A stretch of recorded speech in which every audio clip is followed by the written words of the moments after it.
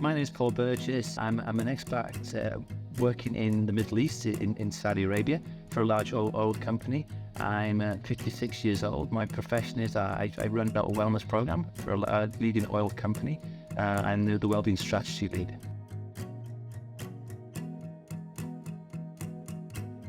Obviously, I'd had a situation with my hip.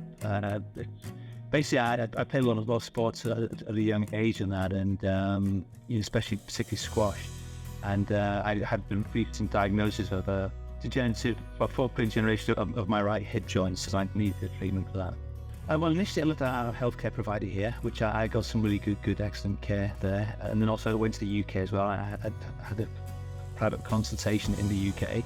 And, so I had a couple of options. The only main issue with the treatment or options I was provided was the fact that it was a procedure that would take a lot of recovery, a lot of long-term recovery. And in my particular role, I needed to be in work a lot sooner. So that was a real dilemma that I faced. I connected with the Bangkok International Hospital, and I then had a consultation with Dr.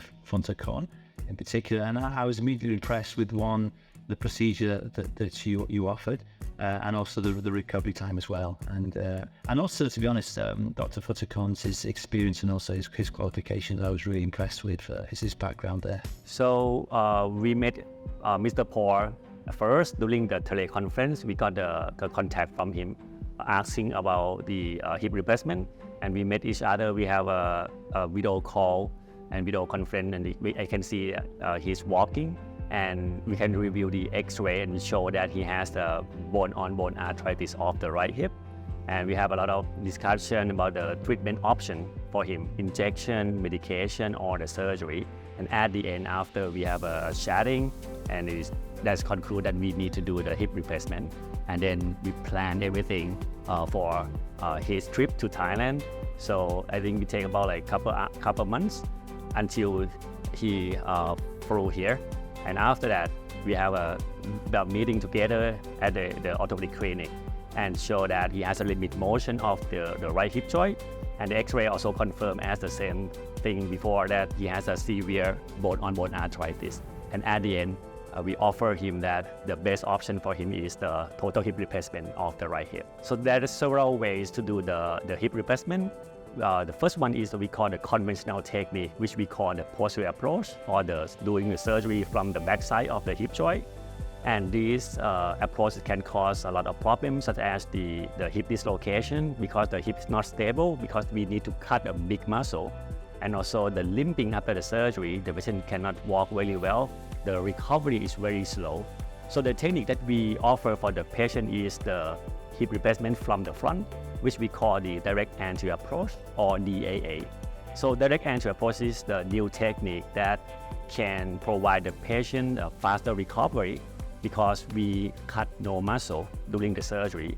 So when we have no muscle cutting, so the recovery is very fast. When we have no muscle cutting, the rate of the dislocation is very, very low. In our rate of the dislocation is around 0 to 0.3%. It's very, very low when compared with the posterior approach, with very high rate of the dislocation, around 5%. The second one is we can use a technology that we call the hip navigation to control the prosthesis placement during the surgery. So we can confirm that the prosthesis that we put into the patient is in the perfect condition, is perfect position. So when we put the prosthesis in the perfect position, that's good for the patient, it's good for the longevity or the survivorship of the prosthesis after the surgery. Again, extremely efficient. You know what I mean? It was I had a plan in place that I had I had timings, and I was basically moved from one testing procedure to the other as well. Again, the attention to detail was really, really impressive. The fact that and the equipment that was being used as well, and the whole process was quite seamless. It was very well explained to me before I actually attended to the hospital itself, so I knew exactly what to expect. So the surgery went very well. I think we let the patient walk the same day of the surgery. We had the surgery in the morning time, and in the afternoon time we let the patient walk. Mr. Paul can walk with the assistive device or the walker. He can walk with the walker for the first day after the surgery, and within a couple of days we can switch from the walker to the crutches. Great. I mean, the swelling's gone down, the stitches are out. Still a bit of a tightness in my hip, but then again, this is 4 weeks after the surgery, and I'm already up walking with the sticks, but I don't need to use them at home. I don't use the crutches per se. I think the key method, or the key to coming in for any treatment like this, is to come in reasonably good shape. So to make sure you're in relatively good health. And then also to follow the recommendations of the treating physical therapists and physicians as well. So and at the end, within 1 week, he can walk without any support. Like he mentioned that when he fly back to Saudi Arabia, he can walk without any support. So this is the good thing for the direct entry. The recovery is amazing. The patient can walk well. He can do stair within a couple of days, and he can get back to normal life within a couple of weeks.